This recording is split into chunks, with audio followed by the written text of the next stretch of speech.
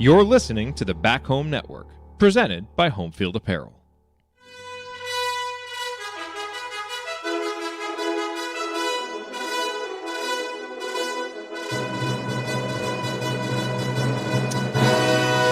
And welcome, Hoosier fans, to another victorious episode of the Assembly Call, as tonight your Indiana Hoosiers defeat the visiting North Carolina Tar Heels 77-65 in the final game of the Big Ten ACC Challenge. The win moves Indiana to 7-0 on the season in a game that really didn't feel as close as the final result. Indiana wins by 12, but it really felt like they dominated the game with their tenacity on defense, their ability to get out in transition, and just a lot of togetherness and grit, and a team that played so hard for 40 minutes, and it just made it so much fun to watch. And we are going to break it all down for you on this edition of the Assembly Call IU Postgame Show. I'm Jared Morris, here with Ryan Phillips, here with Andy Bottoms, and let's start this show the way we start every show, and that is with our Hoosier Proud banner moment. And I'm actually going to go all the way back to the first half for the banner moment, when it was 28-24, and really control of the game was kind of hanging in the balance. I mean, even though Indiana had dominated, North Carolina was getting enough free throws, getting enough banked in three-pointers to kind of hang around. And what happened next gave Indiana a lead that they just wouldn't relinquish, and it was all powered by defense. It was that sequence when they had two straight steals that led to layups. The first was Xavier Johnson deflecting a pass. He got it up to Trey Galloway, who scored, and then Jordan Geronimo got a deflection, dove on the floor, got the ball. He got it up to X, who got it up to Trey for the dunk. It put Indiana up 32-24. It was just incredible effort on defense and turning that defense into offense. On a night when Indiana wasn't able to get a lot done from behind the three-point line, they were able to stay efficient on offense because of what they were able to do in transition. Carolina, I don't believe, got it any closer than 6 the rest of the way. And even though there were obviously some big moments in the second half, and we'll talk about those as we go throughout the show, it really kind of felt, even in the moment, that was a huge, huge little mini run for Indiana that pushed them out, kind of gave Indiana the control that it felt like they had from the way they played, but didn't have it on the scoreboard, pushed the lead out, and it was just tremendous defense from a team that played unbelievable defense all night long. All right, and now let's talk about our presenting sponsor.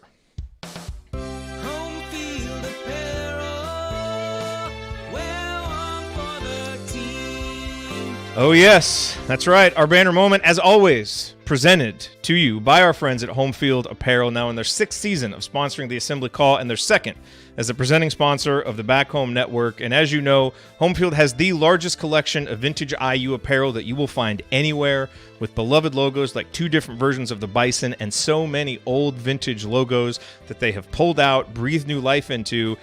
And they don't just do that for Indiana, they do it for schools across the country. And that's what makes Home Field Apparel the best place to go for your Christmas shopping, because you can knock out most of the people on your list in one trip. And even though one trip to their website, and even though, right now you missed their Black Friday sale, they're surely going to have some other sales coming up. But either way, you can still use our promo code HOME and get 15% off your entire first order. So no matter who is on your shopping list, what college they support, Home Field Apparel is going to have something really cool and interesting for those folks. Not to mention it's on comfortable materials, the colors last through many washings, and you're supporting an Indiana-based company that came up through the Kelley School of Business. They're just awesome people, and they do awesome work and create awesome products. So go to homefieldapparel.com, use our promo code HOME, and you will get 15% off your entire first order. That's promo code HOME for 15% off. Again, the website, homefieldapparel.com. All right, well, it is time to move the ball, find the open man, and get some opening thoughts from the rest of our team. And we will start with Andy Bottoms. Andy, your Bottoms line on this Indiana victory. Just a great win for the team. It seemed like an absolutely amazing environment. Coach was sending us some pictures and videos, and saw a lot of those on Twitter. So just awesome crowd. But boy, what you said was true. I mean, the defense in the first half in particular, and early in the second half, was just absolutely smothering and choking the life out of North Carolina. Possession after possession. Just great effort from a number of guys. Some you would expect, some of them you might not. I know we talked a little bit about in our chat about Miller Kopp's defense early in the second half. I mean, that was really what set the tone. Everything was a grind for North Carolina. And until they really unleashed Armando Bacot and his array of moving screens, that really, they really did a number on Carolina. And then on the offensive end, the quartet of Jalen Hood-Schifino, Xavier Johnson, TJD, and Trey Galloway, basically, they outscored North Carolina between the four of them 66-65. And it was like those guys would just kind of tag each other in and out when you needed somebody to step up and make a play. And it really showed from a guard perspective and a wing perspective the importance of having multiple playmakers there, because you really had different guys that could attack matchups with North Carolina as they switched Leaky Black around to try to shut down different people. IU just went to somebody else to initiate the offense, and that was huge. And TJD, great performance from him. Those four really shouldered the load offensively for sure. So lots to talk about, lots of excitement. Great home win for this team, and such a strong defensive effort. Ryan, I think I have a hunch what you're going to rant about. You know That's what everyone was ranting about all game. You know what, Jared? There's positives and negatives from this game. Let me start with the positives, because you guys know me. I am always a glass half full kind of guy. Always. So always, never the other way around.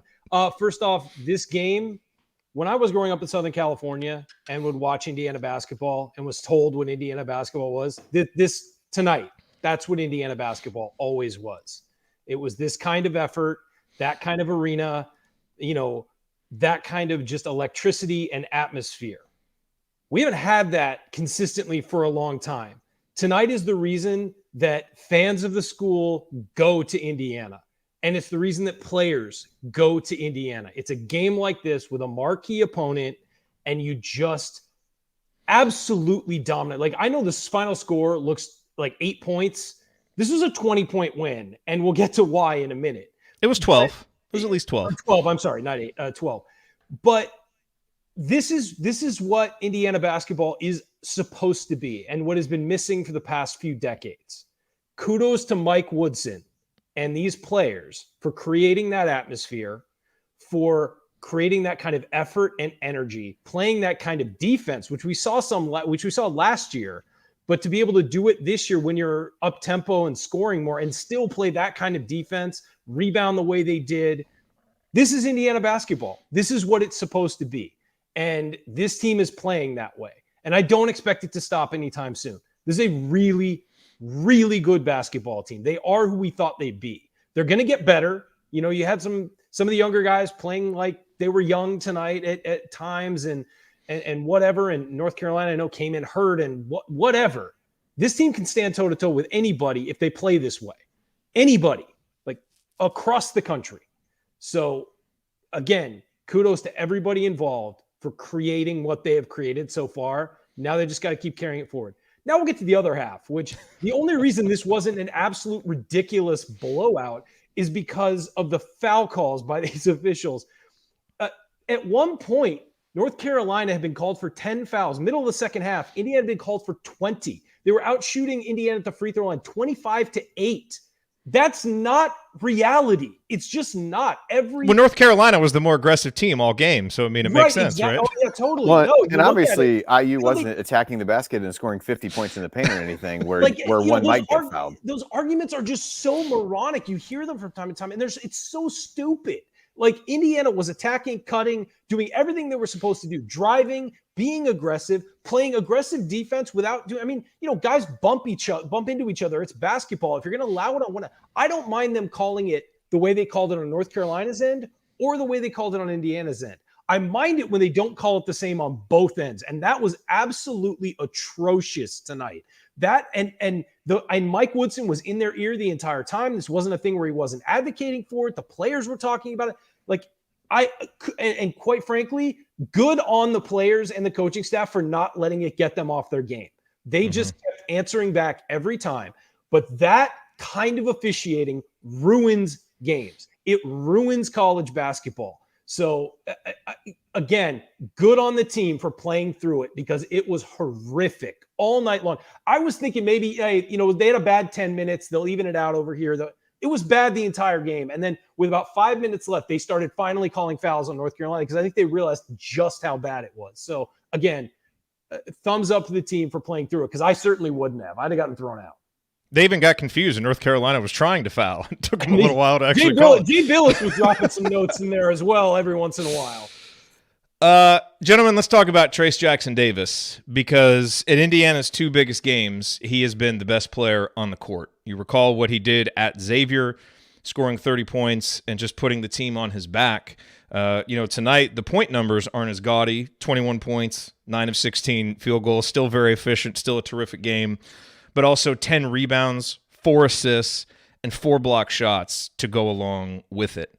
And he was the leader out there, and we know that, Trace isn't 100%. He's dealing with the wrist issue. He's dealing with the back issue. But once again, Andy, when the lights were the brightest for this Indiana team, Trace was ready. And there was certainly, a kind of a sequence there in the second half where the offense felt familiar, where it was, let's get it inside to Trace and let's go. And in the first half, really, it kind of felt like Indiana's offense, was stagnating a little bit because they weren't playing through him enough. And when they did, good things happened. And so, once again, on a big stage, Trace was an All-American, just continuing a terrific senior season. He was great tonight. He was.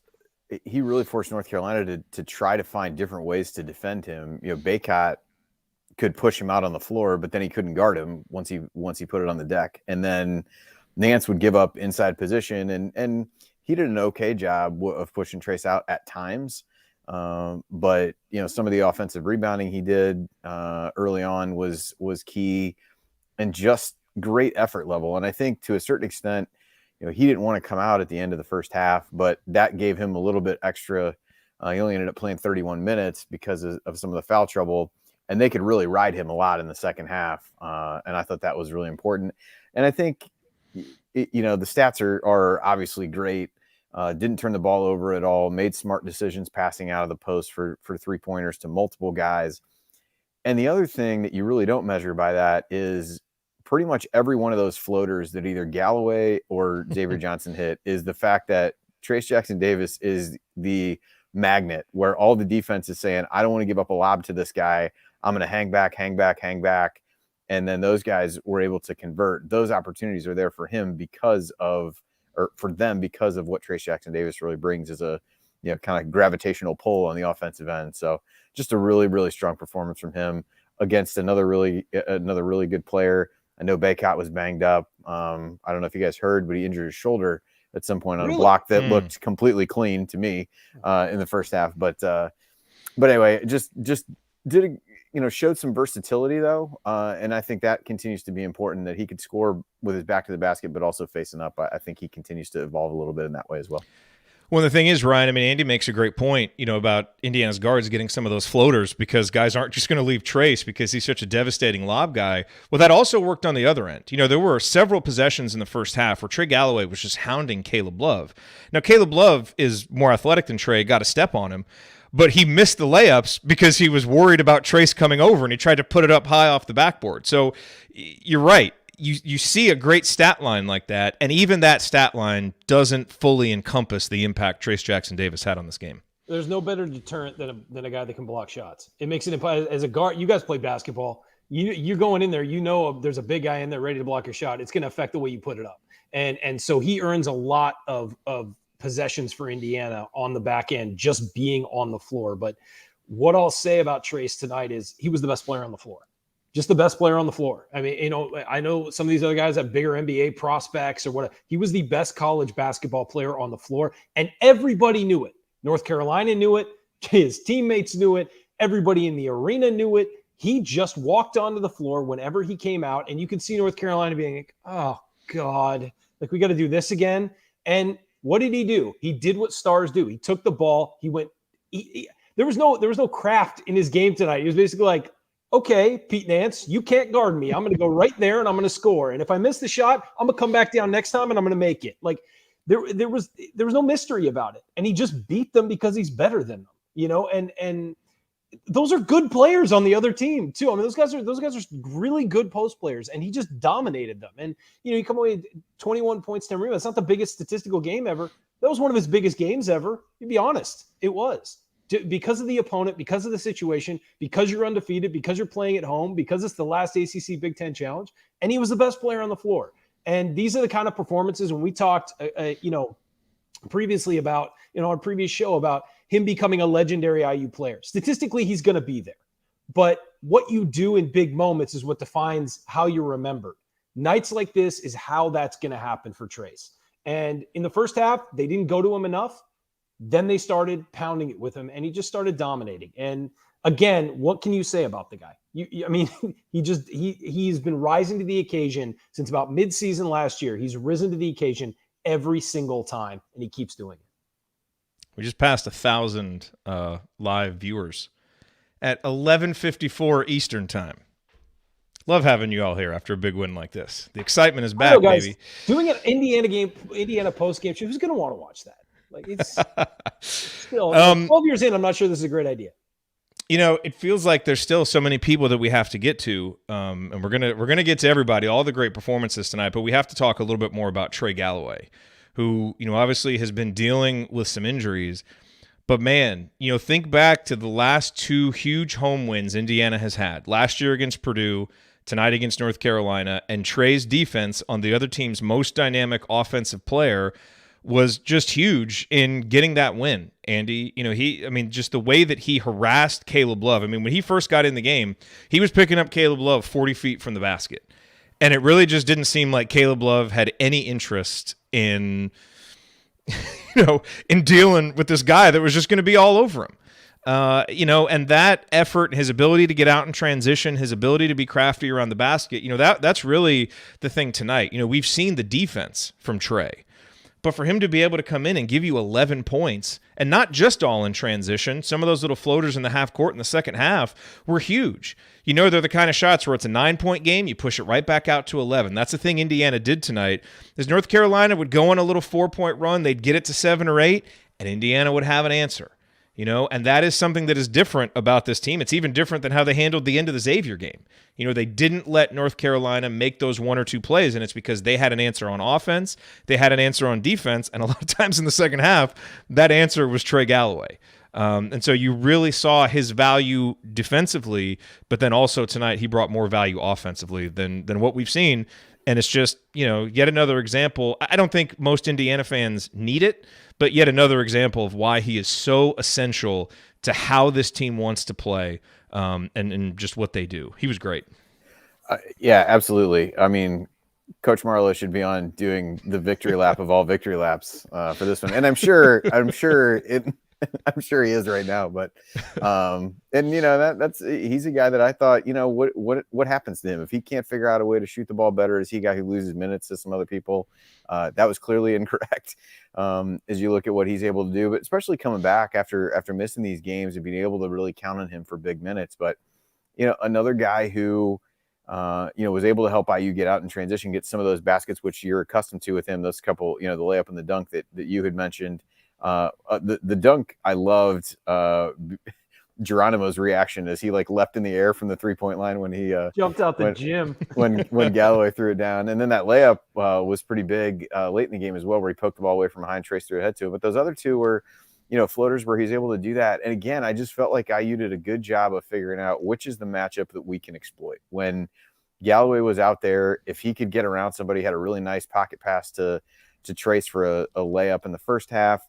And just was able to take advantage of those matchups and was just absolutely harassing Caleb Love defensively. And they made a couple tough shots on him, but it was a huge improvement even from the defensive effort that he had on Kunkel. If you think back to the Xavier game and what he was able to provide there, I mean, a tougher guy to guard, but he was just fantastic on that end. And just brings that energy that we've seen from the bench consistently. And in key moments, those guys have provided sparks, and he's been at the forefront of that. Yeah, on Trey, I think we all give him credit for being quick and being active and being fast and buzzing around and all of that. We talk about that all the time. What we are, less effusive in our praise of is just how physical he is. Guys know they're being guarded by Trey Galloway, and he's away from the ball. He's bumping him. He's moving him. He's right in their face. He's on him. He's leaning on him. He blocks out really aggressively. And when he's on offense, he sets good screens. He's a physical basketball player. And I think sometimes that gets lost because you're used to seeing him streaking down the floor or running through cuts or going right down the lane for a floater. he's a physical kid, and that wears on you when he's defending you. And I mean, again, you guys are right. Like him just chasing around North Carolina's guards. I mean, they were annoyed, and they get annoyed. And it happened last year. Jaden Ivey got really annoyed with him twice last year. And he's exactly what you need at times. I think, there have been people talking about, should he start him, whatever. I love him coming off the bench, just as you think their best defenders are coming off the floor and you're going to get that second wave, and then having him be the first guy that greets you if you're the point guard or a shooting guard. It's a perfect role for him, especially with the way this lineup works. And so really just I always forget that. And then I'll watch a game like tonight and I'll just see how imposing he can be physically on guys. And he's bigger than you think he is too. So yeah, great night for Trey. He was fantastic. Those floaters, that's his most confident shot. It's not a layup. It's not a dunk. It's that floater where he's going right down the lane. And we've seen it last year, and we've seen it this year. Yep. No question. All right. Well, coming up here as we continue our breakdown of Indiana's 12-point victory over North Carolina, we will point out tonight's meaningful moments you might have missed, and then we will go inside the numbers to highlight the most important statistical notes from the game. You are listening to the Assembly Call. Stick with us.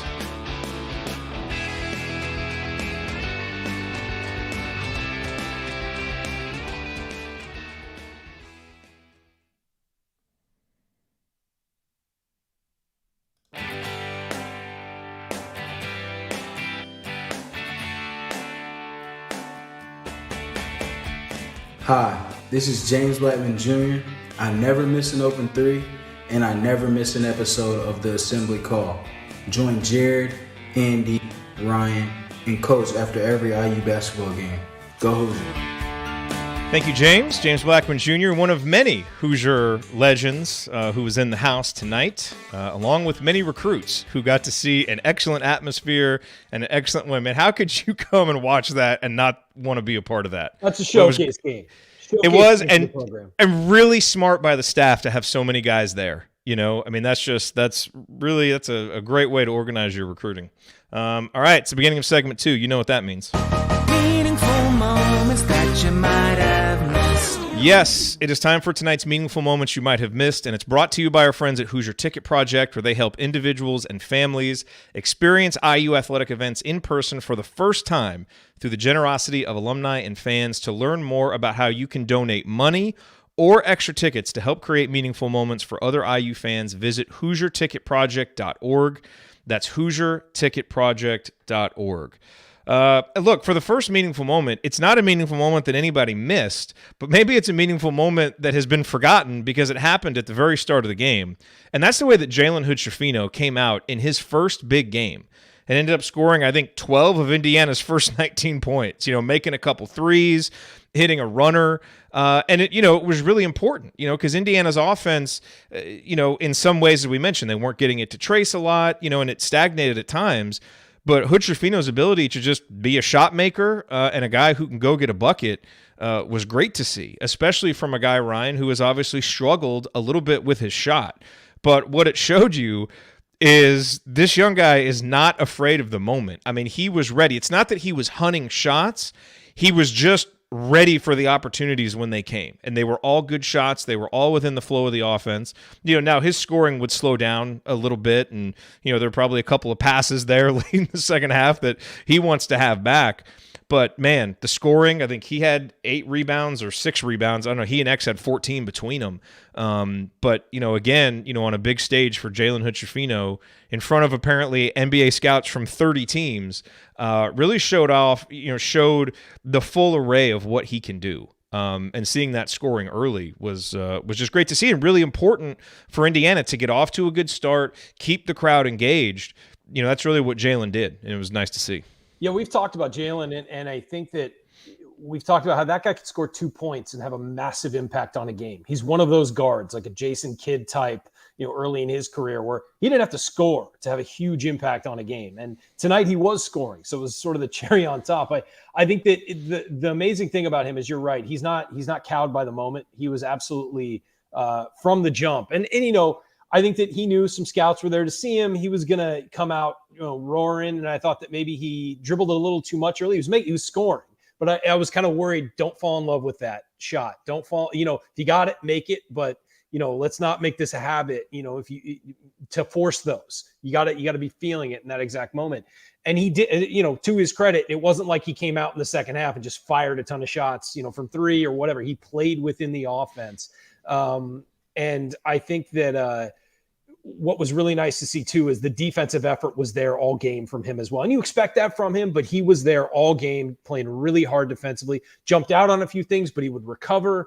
I do think that you had some freshman moments for him. He back-to-back possessions. He tried to throw a lob to TJD, then he tried to throw a lob to Race, and there wasn't really an angle for either of those. But I think you're feeling the moment. You want to make it the exclamation point, and it turns into a turnover, and it's going the other way. So you have those moments where, and you're starting to see Xavier Johnson really realize that hey, you know what? Let's slow back. Let's pull things back.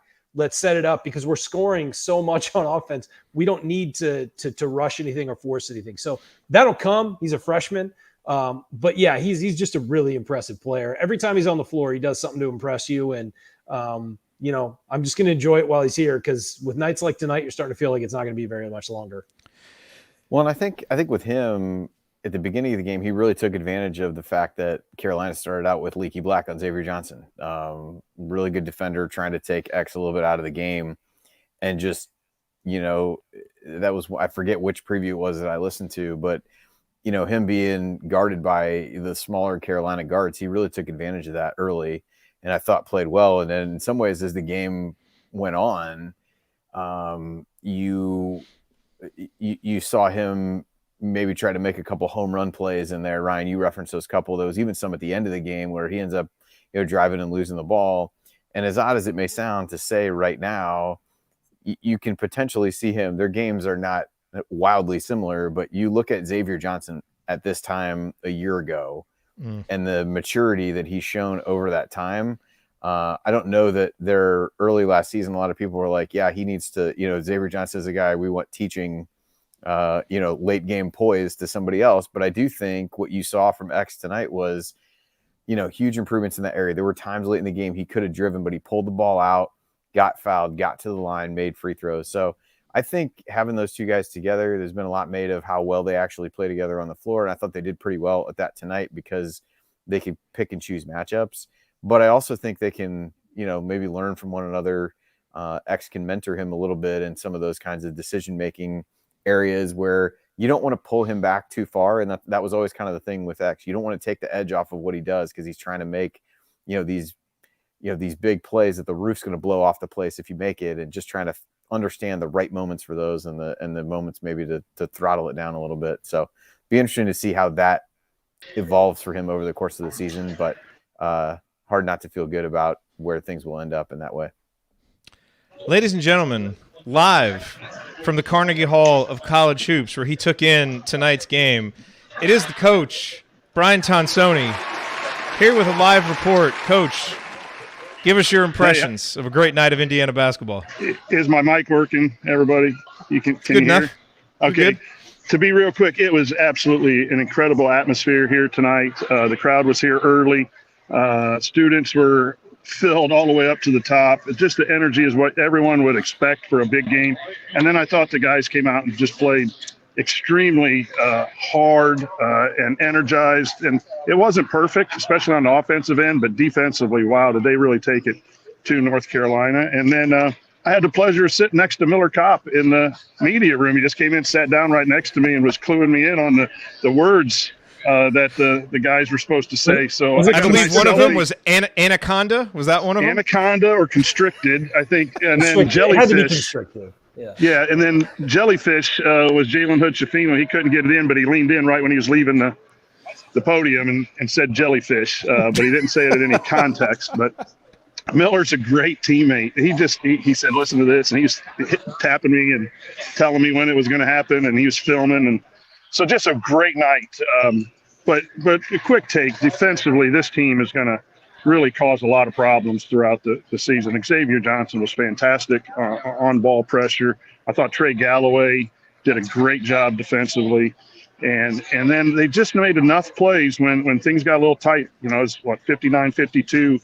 They were able to make a couple key baskets. I thought Woodson did a good job of getting the ball in the post when shots were being a little loose in the first half. So, I'm looking forward to going back and rewatching it and slowing it down a little bit. But this was a solid effort and a solid win, and it's the second win on the resume. And so let's go.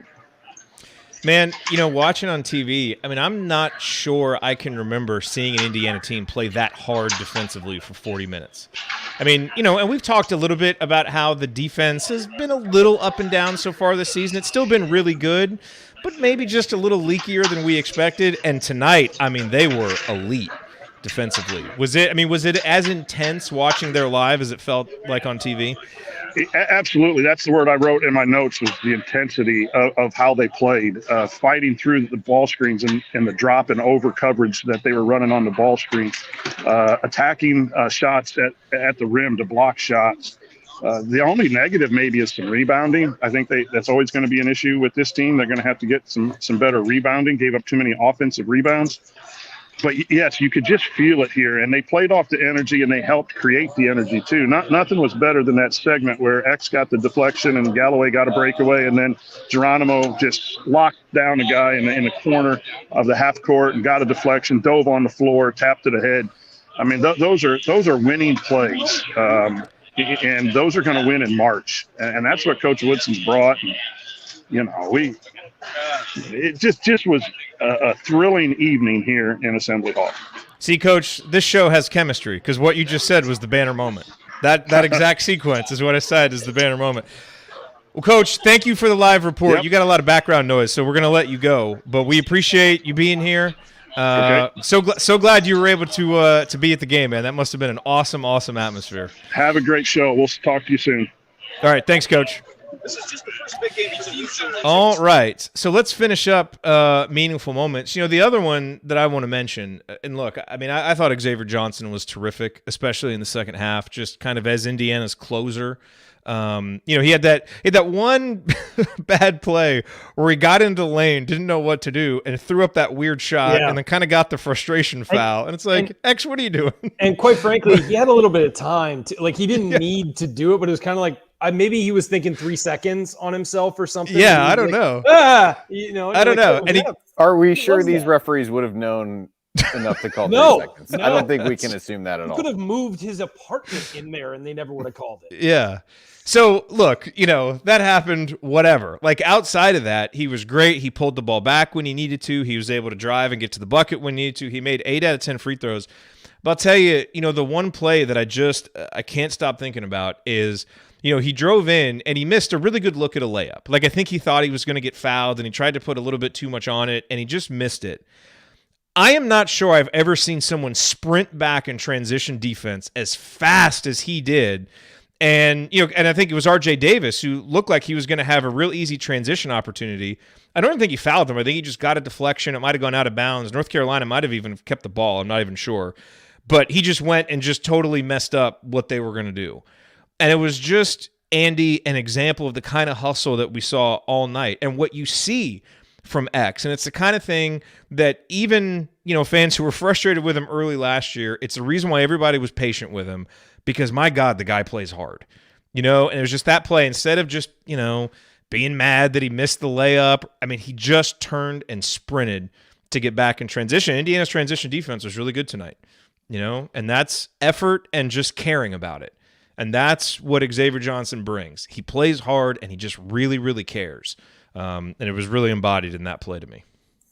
Yeah, I mean, fast break points, they only gave up 5 the entire game. I think that obviously speaks to the level of the transition defense that they provided. But, yeah, I thought he did a really good job. He's just continued to evolve in terms of picking his spots and knowing when to go and when not to, like we talked about a minute ago. I mean, he ends up with a couple turnovers, but had 4 assists, 8 rebounds, was actually the second leading rebounder behind Trace. Some of the North Carolina shots were ricocheting pretty far out, and so you saw 14 rebounds between X and Hood-Schifino. So just really solid play from him, strong decision making, really, really good on-ball defense, as Coach said, was a huge part of what they were able to do at the point of attack defensively.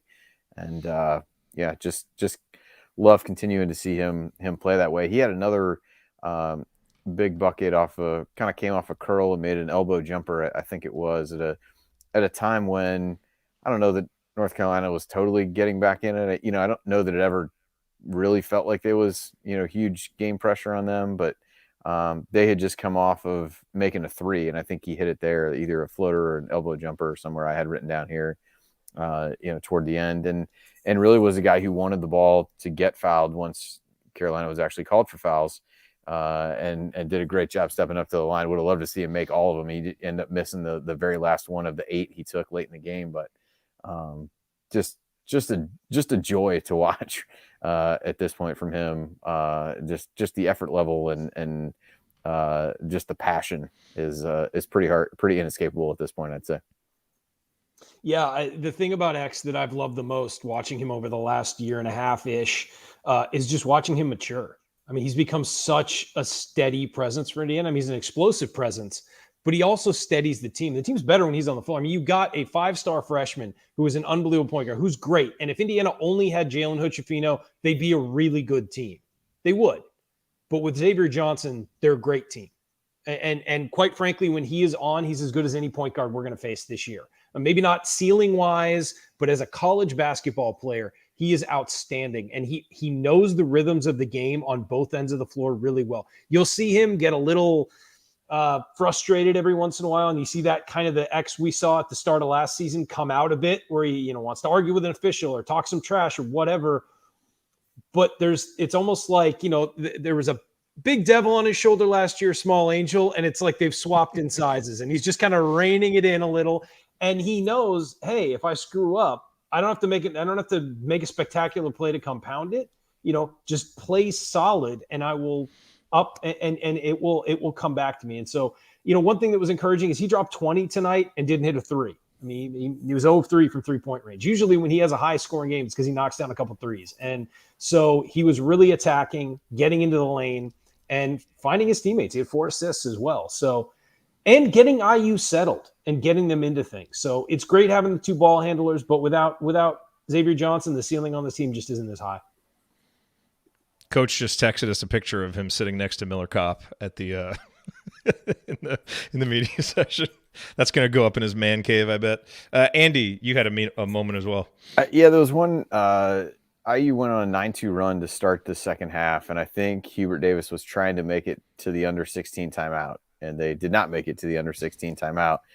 And a really nice piece of coaching by Mike Woodson. IU comes out, puts full court pressure on, and gets a 5-second call coming out of a timeout, which they then turned into a bucket right away on a lob from Kopp to TJD, not quite for a dunk, but one that he was able to lay in. Just kind of a smart coaching wrinkle to change something up coming out of the timeout. You had all the momentum, strong execution by the guys, and then to turn that into not just we're going to throw the ball back out and run something else, but to really get something off of that inbounds play, which they ran a few times, didn't get it to trace every time, but were able to run it really even on both sides of the floor. But just thought that was kind of a nice little wrinkle, a good, coaching point, and you steal yourself a couple points there.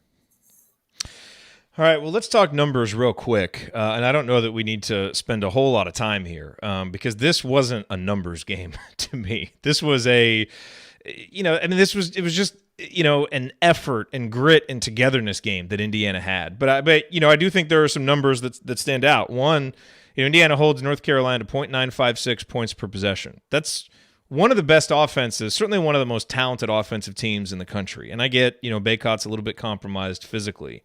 But they held him to .956, and that's with North Carolina taking 27 free throws, of which several I don't think they deserved. And so you remove those, and that point per possession number. Yeah, well, I'm trying to be charitable here because it's a happy show. But North Carolina for the game shoots 33.9%. 27.8 from 3. I mean, they're a team that can shoot it. Mm-hmm. But, as Jay Billis mentioned several times, everything was hard. Everything was difficult for them. And that's what was so great about watching this team play defense is they were contesting everything. It wasn't just kind of sitting back and kind of reacting to the offense. It was imposing their will on what North Carolina was trying to do. And that combined with the dominance in the paint, North Carolina scores 24 points in the paint, Indiana 50. that's the game. That's where the game was won. And we've talked a lot about Indiana's three-point shooting and how they would need to make threes to beat good teams. Well, they were 4 for 12 against Xavier. They were 3 for 13 against North Carolina.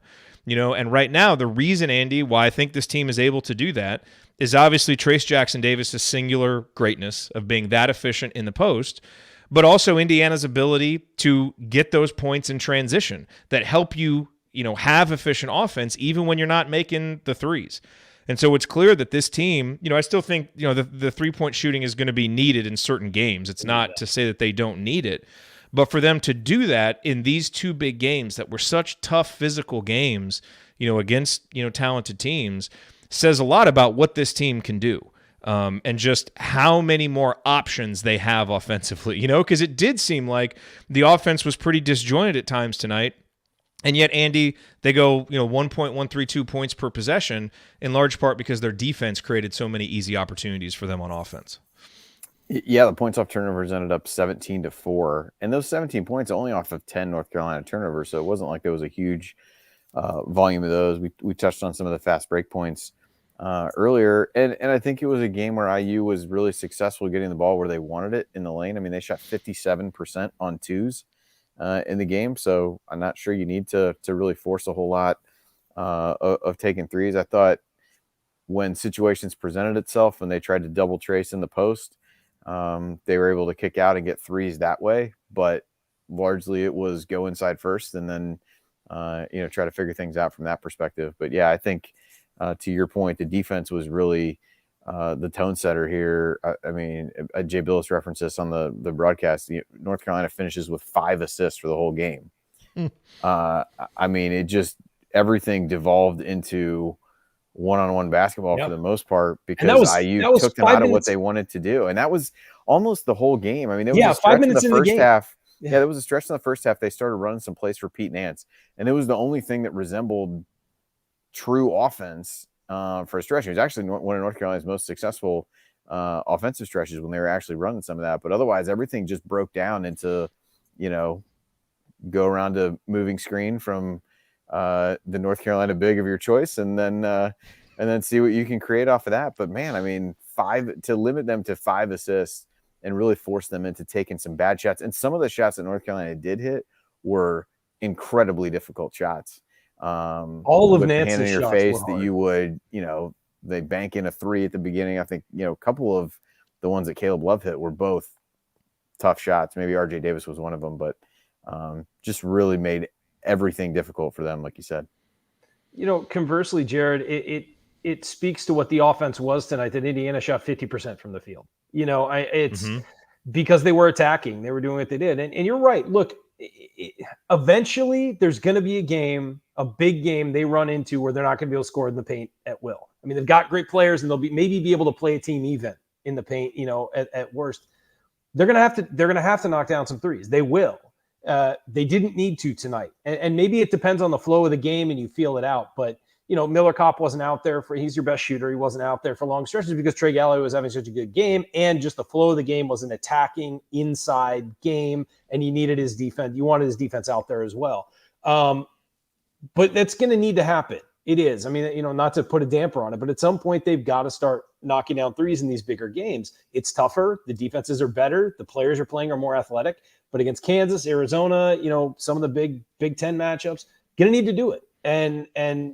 But tonight was an example of finding what didn't look like a glaring weakness for North Carolina coming in. There were questions that maybe Baycott will play Trace Jackson Davis even, and Race Thompson and Nance is a pretty good matchup. Maybe you're going to have to find scoring other places. That wasn't the case. Indiana dominated, and they dominated with their guards in the paint too. It wasn't just the big guys. So, it worked tonight, and it worked great tonight. And you're right, getting those points in transition does make up for some threes that you might not have. They have 12 points in transition. That's 4 threes.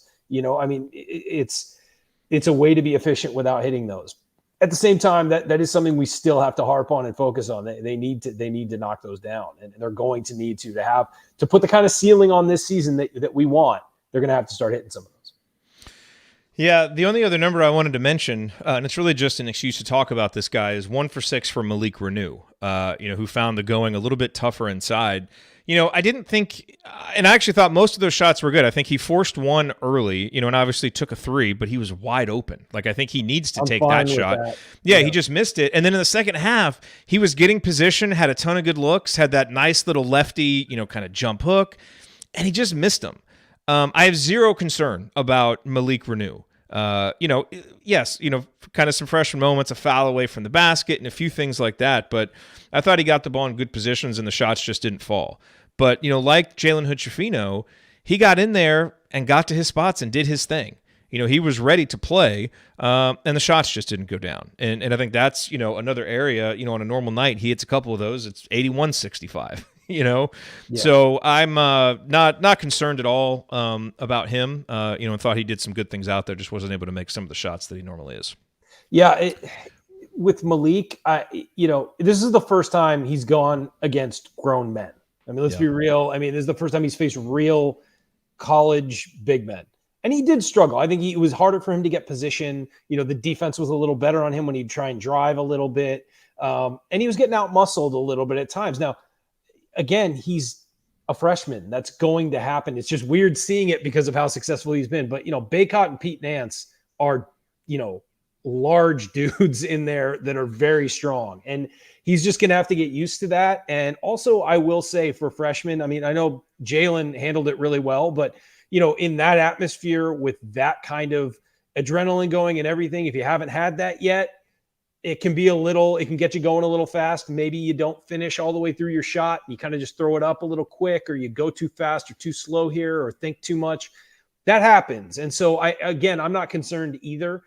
Worth noting though, that it was the biggest challenge he's had yet in college, struggled with it. He'll learn from it and move on. You're right that he came in and didn't seem shy of the moment at all, just wasn't able to accomplish what he was trying to accomplish. And he'll have to, work on that moving forward. He also got into foul trouble quick too. So kind of throws you off a little bit.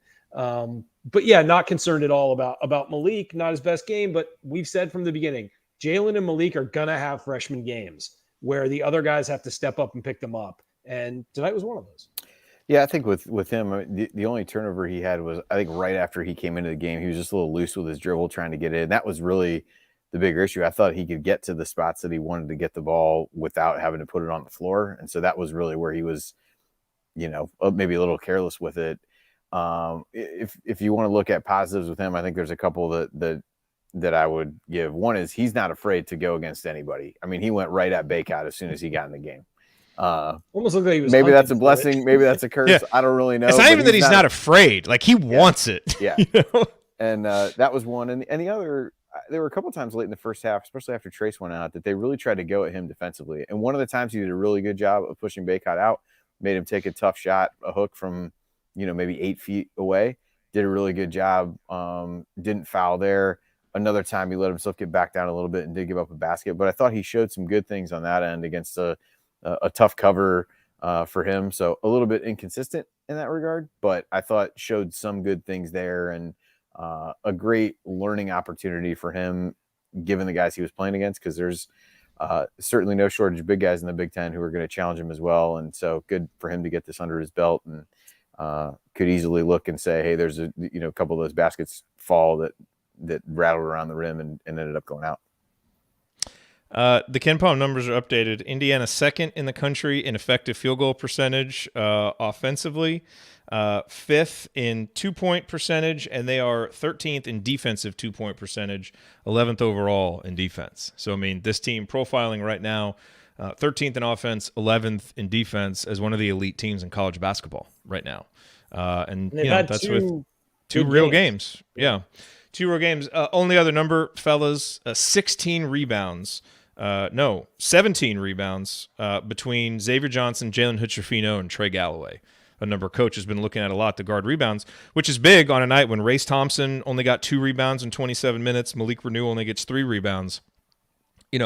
those guards needed to rebound, and they did. They stepped up as they've been doing all season long. How about that Hochefino rebound where he grabbed it with one hand, brought it So down, good. and kept the dribble? It's like Jalen, you can pick that up and start over again. You don't have to keep that going. They'll say it was. And he actually boxed out. Like we saw a real box out. And he went up and he grabbed it with one hand, brought it down, lost it a little, and instead of just picking it up, started a dribble and dribbled between his legs and then dribbled it out and then said, "No, I got it. I'm good. I'm good, man." Like that was ridiculous.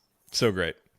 So great. All right, coming up on the Assembly Call and our final segment, we are going to hand out our Game Balls and Hoosier Hustle Award. That is going to be a challenge. We'll discuss a lingering question or two and then look ahead to Indiana's next opponent. That is next here on the Assembly Call. Stick with us.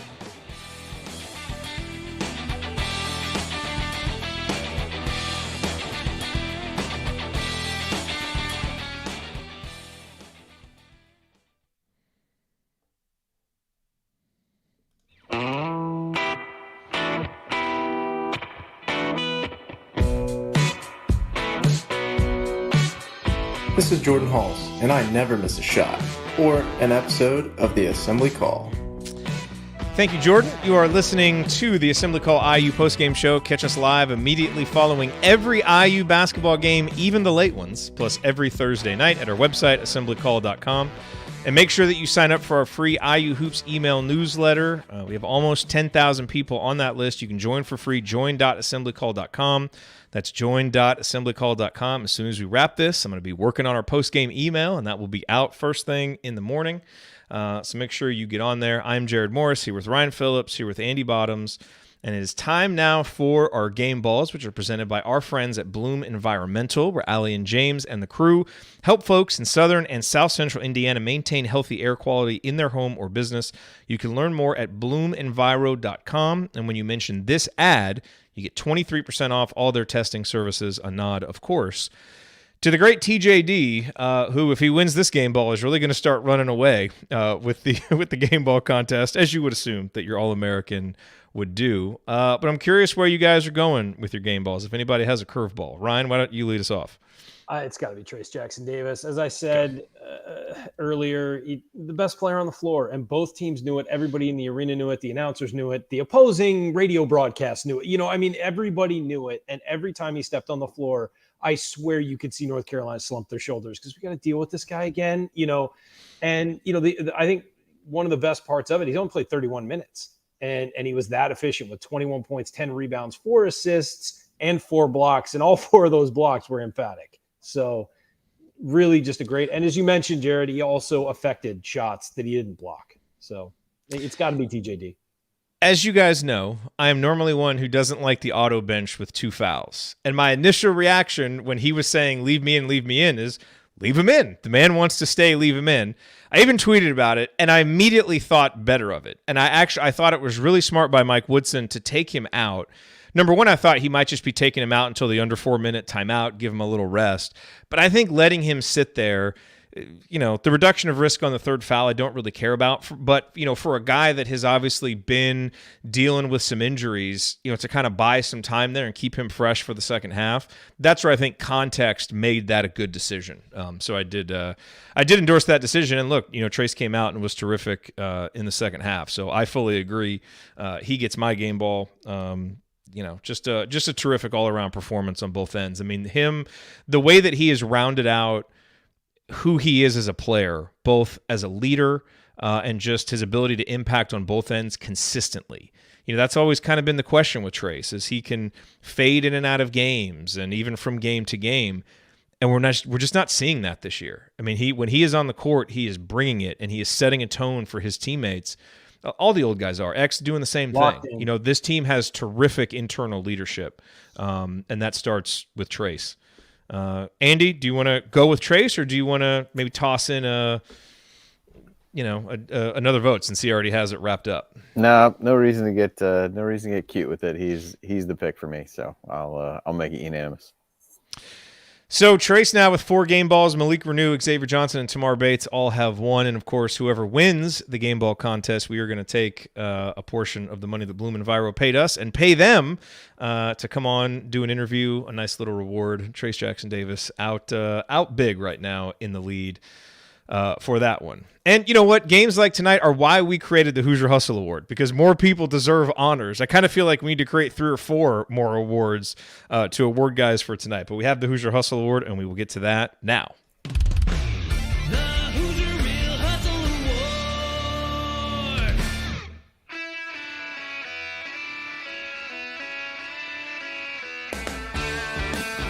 Hi, this is Anthony Leal, reminding you to check out our friends at Evansville Security Services. Based in the hometown of IU legend Calvert Chaney, Evansville Security Services has been providing off-duty police officers to businesses and individuals since 2001. In other words, they're in the business of prevention and peace of mind. And remember, prevention cannot be measured. To learn more about how Evansville Security Services can help you preserve your peace of mind by preventing bad outcomes, visit evansvillesecurityservices.com. That's evansvillesecurityservices.com. You know, there's a lot of reasons to love and respect Anthony Leal, who obviously didn't play tonight as he nurses his leg injury. But right after the game, he tweets, "Right back here tomorrow night for the Indiana women's game, huge game," which is awesome. Indiana plays North Carolina tomorrow night. We have 2 top 10 teams. That team is great. And all I could think about when Jay Billis said this has been a man's game tonight is Jay Billis needs to watch the Indiana women play, because that's the kind of tough physical basketball that they play. There's nothing man-specific about the way that basketball was played tonight, and always cool to see other IU athletes supporting each other. I saw Tywan Mullen say that he needs a Trey Galloway jersey. So lots of love from the fellow athletes. Hoosier Hustle Award, I think there's a lot of different ways that you can go with this, but I have a hunch where we're all going. Andy, why don't you go first? You did. Sorry. If you want to. No, I was trying to look up something about Rutgers, and I couldn't get back in time to be present. What are you doing? Anyway.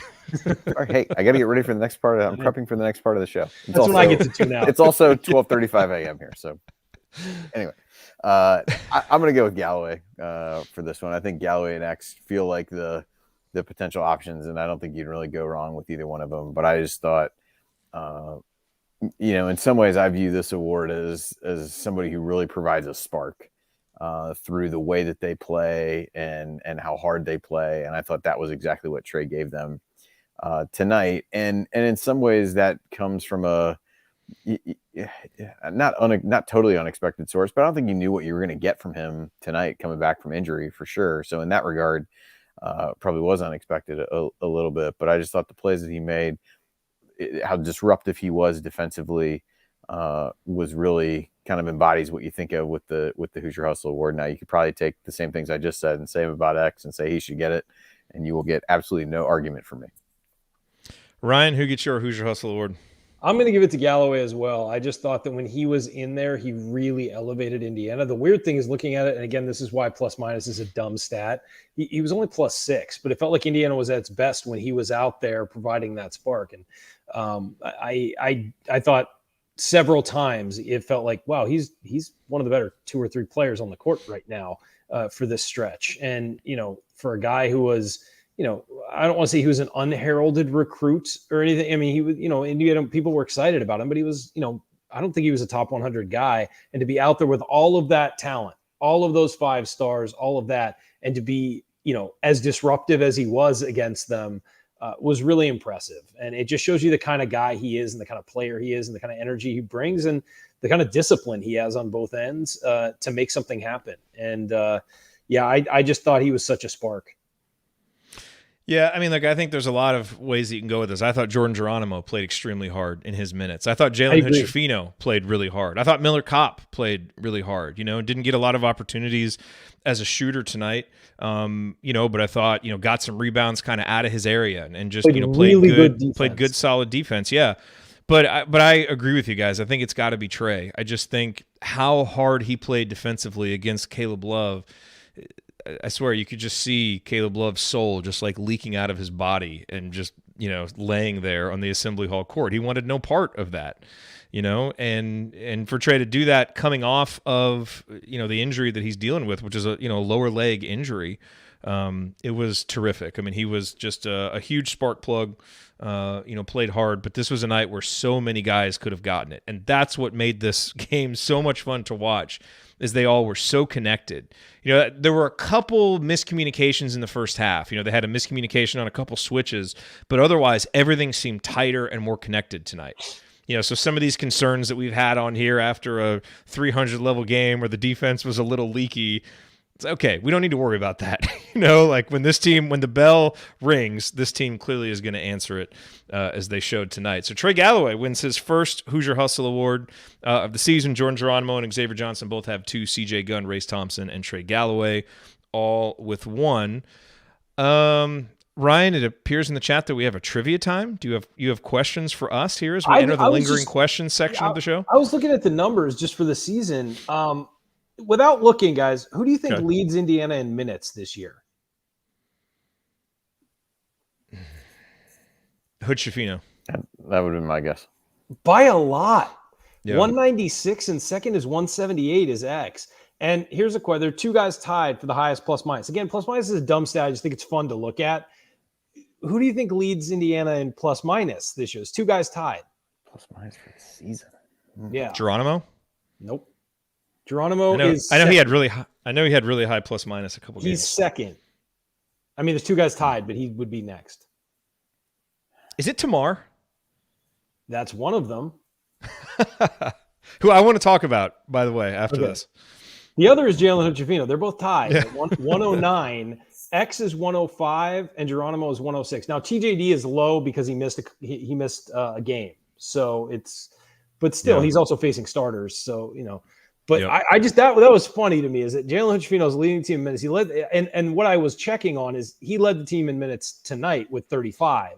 And so I was wondering where he stood for the season. And he's far ahead of everybody else by like 20 minutes.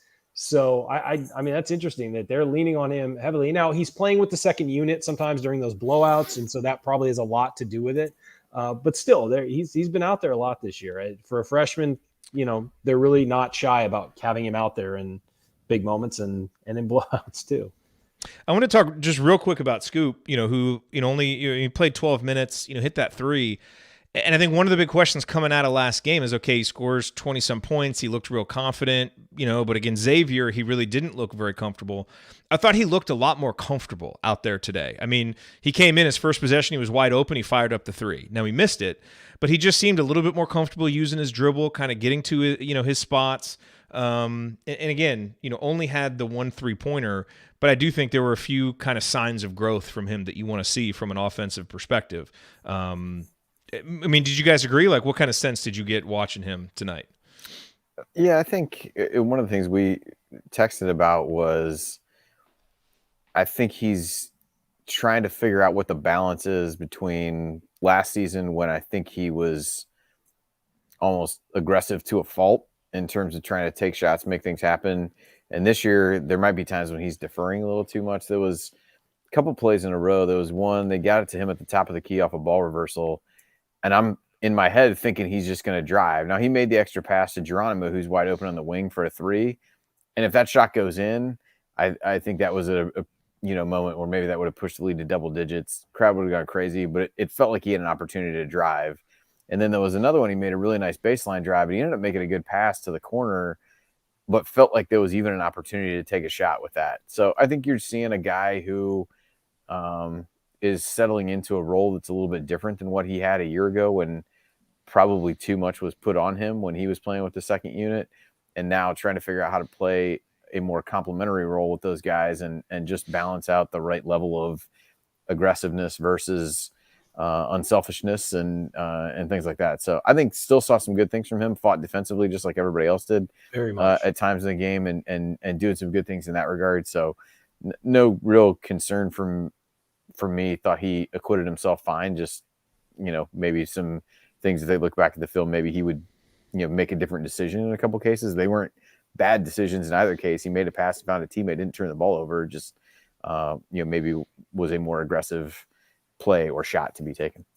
Yeah, I think it was in his mind to be more aggressive. Maybe somebody got into him because that charge he had was forced. I mean, that was the only thing he forced really. And he kind of lowered his shoulder and there was nothing really there. And I think it was just kind of like, well, I got to drive, so let's go. And I think you're right, Andy. That time he caught it at the top of the key. I thought it would have been perfect for either a drive to the hoop or a two dribble to that mid range pull up that he really loves. His first three went in and out, and then he made one. And so fine with both of those shots. I would like to see him try and get into the flow of the offense a little more attacking wise. And maybe it felt forced tonight. They had a lot of big guys down low. Maybe that's not to his specialty. What we have seen him do a lot so far this year is get out in transition and be a great finisher in transition. Didn't really have any opportunities to do that when he was on the floor, or, Galloway got it or something like that. But again, no major concerns from him tonight. I mean, I would like to see him maybe take advantage when he has those one-on-one opportunities to drive, like you pointed out. But nothing concerning from him. You're not going to score 20 points every game. You're not going to score 10 points every game. Play your role, and when you have the opportunities, go take them. It's the same with Malik tonight. Only had 2 points. I think he played horribly. It isn't what we're used to seeing. Not what we'd love to see from him in the future, but it doesn't mean he played a bad game. It just, you fill in your role and do things, in other ways. Lingering question, Ryan, I want to ask you about Race Thompson, who has been less productive than we've been used to, in some of the cupcake games. And I think we chalked it up to, as Jay Billis said, he was recruited by Branch McCracken, so how is he really going to get up for these games? But Indiana has now played 2, Tier A games against Xavier, up there, and then against North Carolina.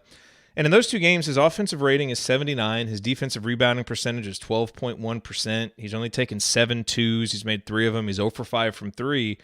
You just compare that to last year, in those Tier A games, his offensive rating 110, his defensive rebounding percentage, 22.5. It's noticeable how much less productive he is. And part of that is being surrounded by other guys and guards who are getting rebounds and some of those things. But I don't think that accounts for all of it. What are you seeing from Race and what is his role on this team to you? So 2 things. One, I thought defensively he was really good tonight. I really did think he moved very well. Nance hit some really tough shots over him where he forced him. The idea with him, make him shoot over you. And he did that all night. Nance banked some in. Nance had some tough angles, went over the top of him. I think it's exactly what you want from him. Get in the guy's way, make him go over top of you. Don't let him get by you. He did that. You're right that we haven't seen him with the energy or bounce that we've seen in the past. He's not. The thing is, he's probably where everyone else is energy-wise, but we're used to seeing him on another level. Offensively, a lot of his points last year came doing high-low with Trace Jackson Davis. A lot of it came when Jackson Davis was on the bench and they had him posting up straight. Well, they've got Malik Renew to do that now.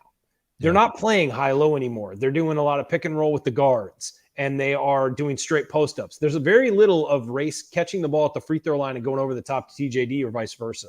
So that's changed, and that is not there. Now, maybe against different opponents, that will come back. Do I think that he's just fine? No, he hasn't been playing as well. I'm not concerned yet because this is a guy who has a several-year track record of doing the same thing over and over. We don't know what's going on. We're not in practice. We don't know if this is an overall thing. But yes, there is something going on where he's not as effective offensively.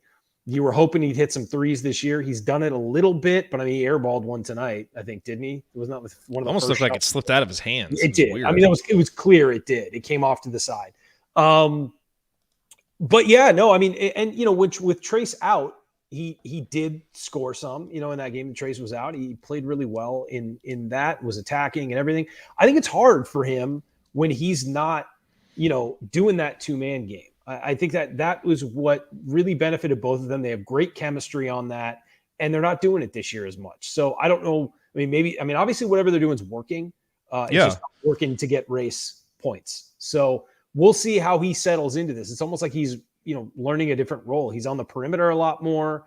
And yeah, I think we're going to have to see how he settles into the game. And by, I'd say the end of December, we'll know what he's going to be this year. Yeah. All right, Andy, do you guys have any other lingering questions that we want to get to? Only thing we got to Andy's worry only about lingering question is I want to go to bed. Andy, thank you for your courage and staying. It's not really a question, but no. Let's look ahead.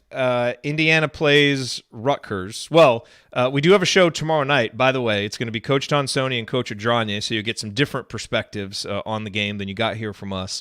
They'll be on Assembly Call Radio tomorrow night. And then Saturday, Indiana plays Rutgers. It is a 4 Eastern tip. I know my initial fear was, oh my goodness, the U.S. men's national team made it into the knockout round of the World Cup, but they play at 10 o'clock Eastern time on Saturday. So you have plenty of time, get up early, watch them, take a nap, and then watch Indiana play Rutgers. Boo-hoo. Boo-hoo. You get to be on the Pacific time tonight, so it's good for you. Andy, last year when Indiana had a huge home win against Purdue, they came out the next time out and just had one of their worst performances of the season against Michigan. And so now they turn around, they go on the road to Rutgers, a team that obviously doesn't have, IU killers, Geo Baker and Ron Harper, but they're still Rutgers, and it's still the RAC or the Jersey Mike Center, whatever it's called now. It'll always be the RAC to me. That's a tough game, to have to turn around and play, even if Rutgers doesn't seem as good. That's a program that's owned us for several years now. What do we expect? And from this Rutgers team, I saw Mulcahy was out again tonight, so I don't know what his status is going to be.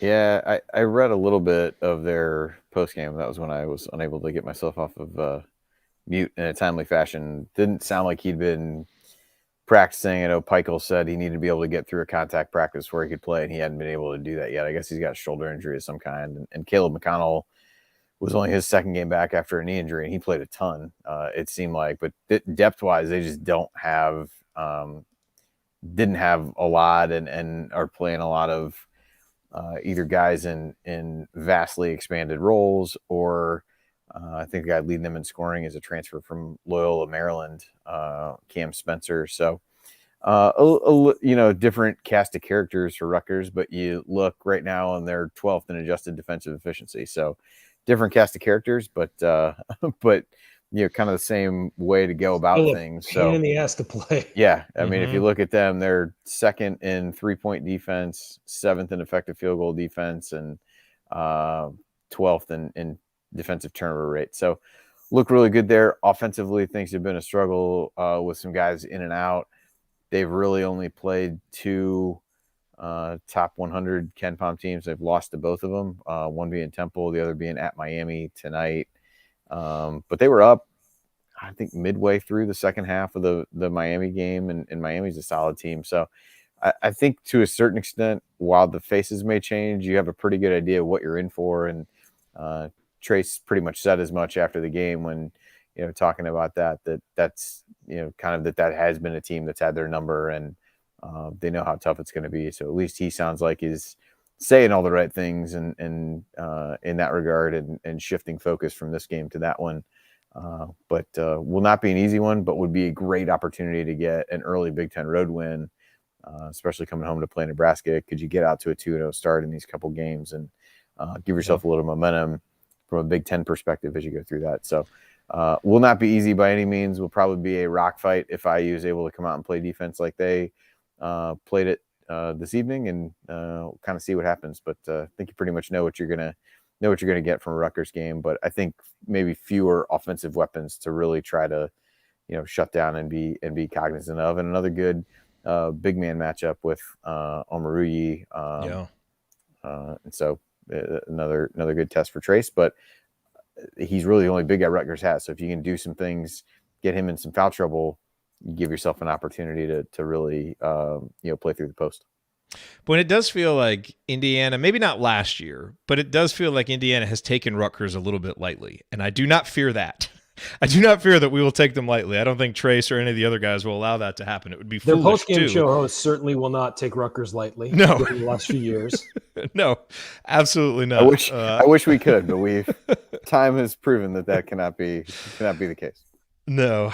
All right. Well, hey, remember to check out our friends at Home Field Apparel. Use the promo code HOME at checkout to get 15% off your first order. Gentlemen, it is time for a last call. Andy, we'll let you lead off. The one thing that we didn't talk about and I was going to try to shoehorn this into the stats, so I guess I'll shoehorn it into this, was late game execution from this team. I think everybody, myself included, has been conditioned in recent years to expect the absolute worst in late game scenarios as, you know, a lead starts to get a little, and rightfully so. I'm not judging anyone. Like I said, I'm including myself in this. But if you look at the last 12 possessions of the game, IU scored on 10 of them. Now, a lot of those were free throws at the end of the game, but that's also a big part of it. 8 of 10 free throws down the stretch. But you saw different guys able to contribute, and IU really in those situations got the ball where they wanted to. Galloway had that one breakaway layup. TJD gets a shot inside. Race gets a shot inside.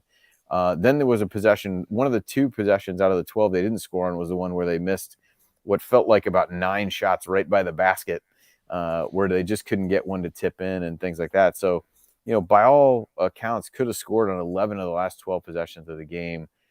Took care of the basketball minus the one Jalen Hood-Schifino turnover, but you had X hitting a shot. You had TJD hitting a hook in there, and then X and Galloway going to combine 8 for 10 down the line, or from the line down the stretch. And so, you know, you look at some of those things, the defense was great, but you needed to be able to close the game out, even though North Carolina just was hanging around and felt like you should be up more and everything's going against you.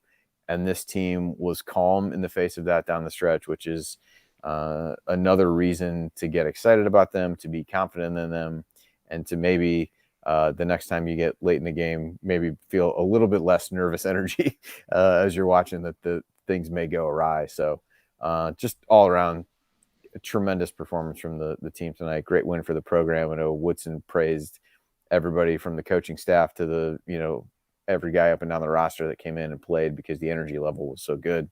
And this, you know, how many times have we said this needs to, you know, the standard needs to be this, but it only matters as much as how you come out the next game. And I think in some ways it's good that the next game is a tough one and is against somebody that they've not had success for, and that will not allow them to overlook things and go from there. So excited to see how they respond after this, you know, at Rutgers. And, you know, we looked at these big 4 games coming into the season and said, everybody said, if you give me 2-2, I'm going to be excited. All right, well, now you're playing with house money. You're 2-0 in the first 2. Can you get one of the other 2 and finish 3 in one of those big 4 games? You've taken care of business in the first 2. So now just let it ride, see what happens on the next ones. And how about Coach Knight visiting practice this week and telling Trace Jackson Davis, you didn't come here to play, you came here to win. Awesome. Awesome. I'm sure he enjoyed watching that defensive effort tonight. Ryan, last call. You know, this is just a great night for Indiana basketball. I mean, those coaches, those players, those fans, everything, but just Indiana basketball in general, the whole state. Let's give it, you know, I mean, this is what Indiana's supposed to be, and this is what it's supposed to feel like. This is why we started this postgame show, is to feel like this. Unfortunately, hasn't been a lot of that over the years. 9 games in was the watch shot. Yeah. We peaked early. Peaked very early. Who was there tonight, by the way? Christian Walker. Yes, he was. Always good having him in attendance in a big game. So yeah, this is what we're here for. This is what we're here for. This is what the listeners and the YouTube audience and everyone who follows us is here for. It's nights like this. This is why we do this. This is why we follow this team. This is why we dedicate this corner of our lives to this program and stuff. And it feels great when it actually happens. You know, I mean, you've almost forgotten what it feels like to feel like you've got a great team that can play with anyone. Doesn't mean they're going to win every game, but this team plays hard. It plays smart, plays great defense, and it has the kind of players that you love to root for. And it's really everything you want in an Indiana basketball team. And it's a pleasure to watch, and it's a pleasure to get to come on here and talk about it after a game. And this was a great night, and I look forward to hopefully many more of those this year. Now, we texted each other before the game that there's a huge momentum opportunity for the program, and they seized it.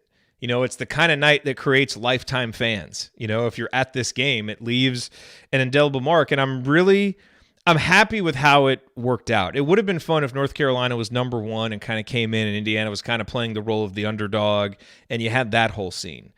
But I'm kind of happy how it happened, where, they came in and it was more of, hey, the pressure's a little bit on Indiana here to take care of business. And there wasn't a big to-do after the game. It wasn't like everybody rushed the court and, like Mark Titus was talking about in our preview and, we're printing "We're back" shirts. It was more, we're a top 10 team and we beat another top 25 team at home because that's what we do. There are no more upsets at Assembly Hall. This is just what we do. And this is where the program has needed to get back to. And here it is. And now I think we're going to learn a lot more about this team by how they go and approach this game coming up at Rutgers. And I think every IU fan has to just be ecstatic seeing those quotes from Trace Jackson Davis, just showing the kind of leader that he is, keeping everybody focused. This team has big goals, and they have the talent to do it, and it really seems like they have all of the other intangible elements that it'll take too. Obviously, it's early. The last time that we beat North Carolina early in the season and we're a top 10 team, our coach was fired at the end of the year. So a lot can change between now and then. But this team has all the hallmarks that you look for in a team that's going to be able to play well into December and January and February and March and keep improving. And man, tonight was just a great night of basketball. So much fun watching them play so hard. And if they're going to bring that kind of effort every night, they're going to win a whole lot of basketball games, and it's going to be a really, really fun season. Congrats to everybody on the team, in the program. Great night for Indiana basketball, Ryan, as you said. And it was just a pleasure watching it and a pleasure talking about it. All right, that is going to do it for us on this edition of the Assembly Call. If you want to see us do the show live and be part of the live chat, make sure that you subscribe to our YouTube channel, youtube.com/assemblycall, and don't forget to go to join.assemblycall.com to join our free email newsletter. Special thank you to Bob Thompson for the music you hear on the show, and special thank you to John Ringer of rigdesign.com for designing our logo. And of course, thank you for listening. We'll be back to talk IU hoops again with you tomorrow night for AC Radio. Until then, take it from me, Christian Wofford. Keep your elbows in and your eyes on the rim. Go Hoosiers. All right, I got to get out of here, folks. Thank you. Thank you. Thanks for coming out. All right, gentlemen. What a night. What a night. Andy, you don't have anything to do tomorrow, right? You can sleep in till noon. Oh yeah, that'd be great if I didn't. Get out of here, dude. Just go. It means virtually the entire day, so it should be. Just curl up right there. Turn your camera off. Yeah, just fall asleep. We'll just have a live stream of you sleeping. Perfect. Yeah, that's what people want. So. This is fun. This is why we do this show. It is. Yeah. Thanks everybody who was here. I thought Ryan was going to lapse into a Parcells level. This is why we do the show. This is why we lift all them weights. This is why I thought we were going to get a little bit of that, but what are you going to do? No, I decided to rein it in at the end. Just kidding. Way too late. Didn't want to go for it. All right, that's fair. No, I'm saving it for the Kansas game. All right, and hey, also, we have Assembly Call Radio tomorrow, but also the big women's game. So let's support the women's team. They are phenomenal. I feel like we got kind of good news. I mean, relatively speaking, on Grace Berger. I mean, it's not season ending. It's kind of similar to how they were talking about Mackenzie Holmes' injury last year. So hopefully she can, rest up, recover, and get back at least for the stretch run. Because man, they're good. 2 top 10 teams, man. This is a fun year of basketball for Indiana. Love it. It's shaping up to be the most fun year for Indiana basketball since I went there in 2003. And I mean, and because of the women's team is also good. We've had great men's teams, but a handful. But yeah, and look at you. You get that, and you're a USC football fan, and they're in the playoff. You don't even have to worry about. Hey, they're not in the playoff yet. We got some business to take care of Friday night. They're not in the playoff yet. Don't say that. That's how you do it. You come, you adopt the basketball, and then you just find another football program. You guys are welcome to join me on that bandwagon. Never. No. Never. I jumped on my wife's Texas A&M bandwagon, and that's working out real well. I've got too much invested in this program, and I can't get the Pac-12 network, and I don't want to stay up that late to watch the games. Well, they're not giving the Pac-12 much longer, Andy, so you're good. Oh, that's true. Yeah, they're on our time zones now. Yeah. It's going to be great. I'm so excited about that. So glad that barrier to entry has been removed for me. That's exciting. All right, everybody. Guys. We will see you here tomorrow and Saturday. Have a great night. All right. See you guys. See y'all.